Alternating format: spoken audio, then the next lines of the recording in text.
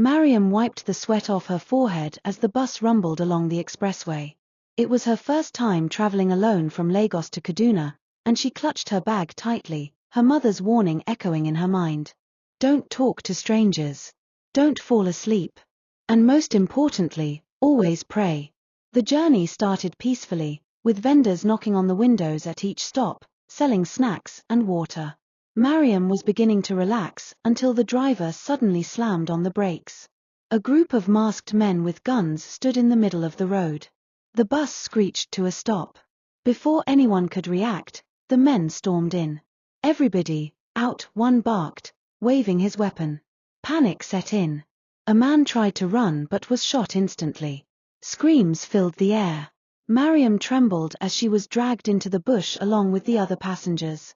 They walked for hours, deep into the forest, where their captors forced them to sit on the cold ground. Call your families. Tell them to bring money, one of the kidnappers ordered. Mariam's hands shook as she dialed her mother's number. Mama, please, they took us, her voice broke. The days that followed were a nightmare. Some hostages were released after their families paid ransom.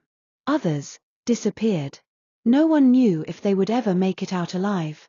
Then, one night, a gunshot echoed through the camp.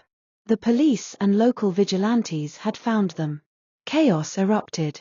Mariam, weak from hunger, mustered the strength to run. She didn't stop until she collapsed onto the road, where officers found her. When she returned home, she was no longer the same girl who had left for Kaduna. She had survived, but at what cost? And in her nightmares, she still heard the whispers of the forest. Mariam's experience reminds us of the harsh realities of life, how, in the blink of an eye, everything we know can be stripped away. She faced fear, hunger, and the possibility of never seeing her family again. She saw the fragility of human life, the cruelty of those who exploit others, and the deep pain of helplessness. Yet, through it all, Mariam discovered something powerful, the strength of the human spirit. In moments of terror, she clung to hope. In moments of weakness, she found resilience. And when freedom finally came, she realized that she was no longer the same person who had boarded that bus. This story teaches us 3 important lessons. 1. Life is fragile, cherish every moment. Mariam saw how quickly everything can change. We must never take our loved ones, our safety, or our time for granted. 2. Strength is not just physical, it is the will to survive. Fear is real, but so is courage.